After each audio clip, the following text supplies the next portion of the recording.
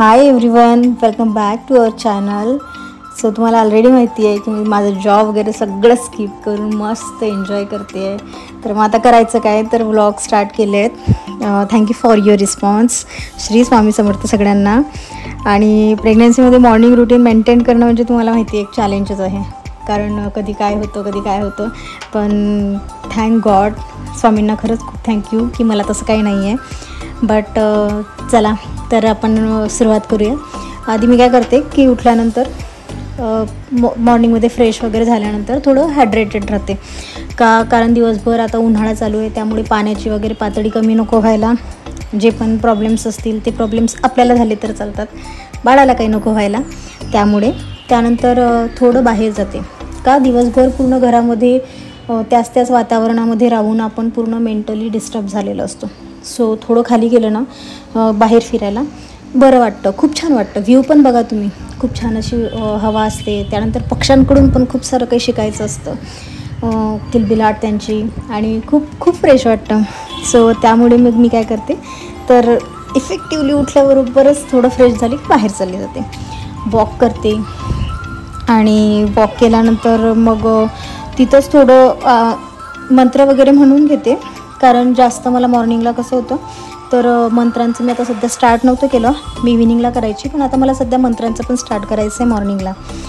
So या fresh हवेमध्ये चालणं बेबीसाठी पण चांगलं आहे, आपल्यासाठी पण चांगलं आहे, कारण दिवसभर एनर्जेटिक वाटतं. आणि थोडं पोट वाढल्यामुळे काय होतं तर आपल्याला ब्रिदिंगला वगैरे त्रास होतो ना, तर तसा त्रास आपल्याला जाणवत नाही. नंतर पूर्ण दिवसभर फ्रेश वाटतं.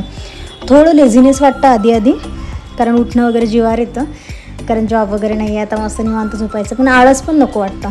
सो बघा खूप स्वेटिंग वगैरे होऊन गेली आहेत, फक्त थोडं चालल्याने. जास्त मी नाही चालू शकत का, कारण टाका टाकलेला आहे 5व्या महिन्यामध्ये, जास्त वॉकिंग नाही सांगितले आहे. सो त्यानंतर काय करते की मस्त आपल्या गॅलरीमध्ये आल्यानंतरही खूप फ्रेश वाटतं. अजून मला बरेचसे झाडं वगैरे ॲड करायचे आहेत, त्याला डेकोरेटिव्ह बनवायचं आहे, तर हळूहळू करू.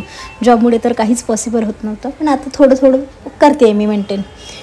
सो आता फेसचा योगा मी डेली करते का, कारण पूर्ण बॉडीवरती फॅट वाढल्यानंतर ते मग नंतर त्रास होतो आपल्याला, त्यापेक्षा आत्ता थोडं जे आहे ते मेंटेन करणं गरजेचं आहे.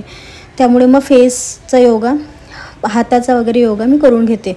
तर त्यावरती फॅट मी जास्त वाढू नाही दिलं आहे, वाढलं आहे थोडंफार, पण जास्त नाही वाढू दिलं आहे. सो आता मी फ्रेश योगा वगैरे करून घेते. आणि योगा केल्यानंतर मग काय करते तर बाल्कनीला वगैरे वॉश वगैरे करून घेते. जास्त कामं नाही करत, देवाच्या कृपेने सासूबाई ज्या आहेत त्या सगळं काम करतात, त्यामुळे मला एवढं काही लोड नसतो.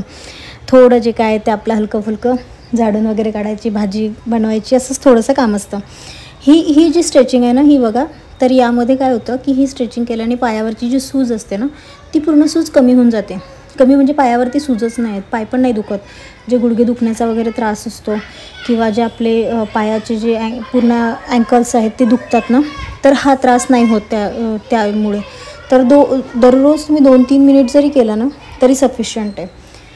आणि मॉर्निंगला गॅलरी साफ केल्यानंतर एक वेगळाच लुक येतो, पूर्ण घरामध्ये फ्रेश वाटतं. त्यामुळे मग मी थोडं ते करून घेते, कारण आईंना कसं आहे बाकी कामं असतात, मग कामं मी करत असते.